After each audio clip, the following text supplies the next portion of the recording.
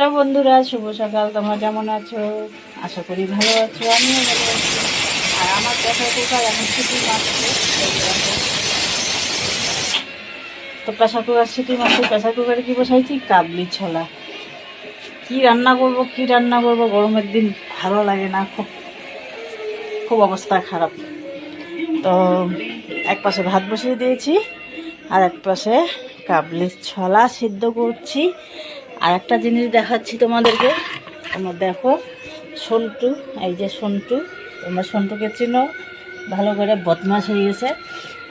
আর তোমাদেরকে দেখাচ্ছি, এখন আমের সিজন, ঠিক আছে? তো আমাদের গাছে তো প্রচুর আম ধরে, এই এখন তো ওরকম আম ধরে নাই, অল্প কিছু ধরেছে। তো অল্প কিছু আমের মধ্যেই আমগুলো এত পোকা বের হচ্ছে, এখনও পর্যন্ত একটা আমও খাই নাই, সব আম নষ্ট হচ্ছে। তো আম দেখো, তোমাদের দেখাচ্ছি। এই যে দেখো, এইগুলো হচ্ছে হিমসাগর, ঠিক আছে? হিমসাগর লাগানো হয়েছিল বীজ। তো হিমসাগরের বীজ থেকে এই গাছ, এই আম গাছটা হয়েছে। তোমাদের দেখাইছি এর আগে। আম গাছটা বিশাল বড়। তো বেশি আম ধরে নাই, অল্পই ধরেছে, কিন্তু পোকা, আম খেতে পারি না, পোকা বের হচ্ছে। এই যে দেখো, এই যে পোকা, ঠিক আছে? আর দেখো গাছের পেঁপে, এটা ছেলে গাছের পেঁপে।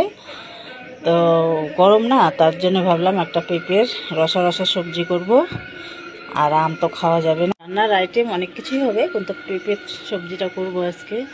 গরমের দিনে পেঁপেটা খেতেও ভালো লাগে, মানে পাকা পেঁপে তো আমাদের কেউ খায় না, কাঁচা পেঁপেও খেতে যায় না, কিন্তু আমি আর আমার বর খাই।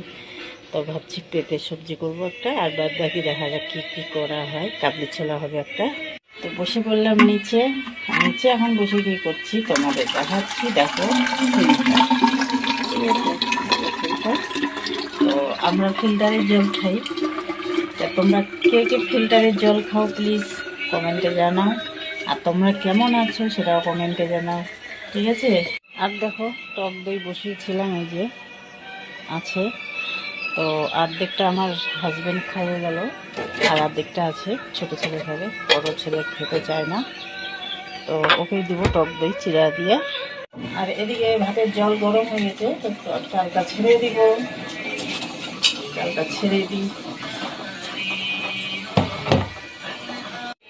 তো চলো পেঁপেটা কেটে দেখি কেমন আছে ভেতরে। হ্যাঁ, পেকে গেছে। সবজি খাবো কি করে? দেখো পেকে গেছে, সবজি খাওয়া যাবে রে?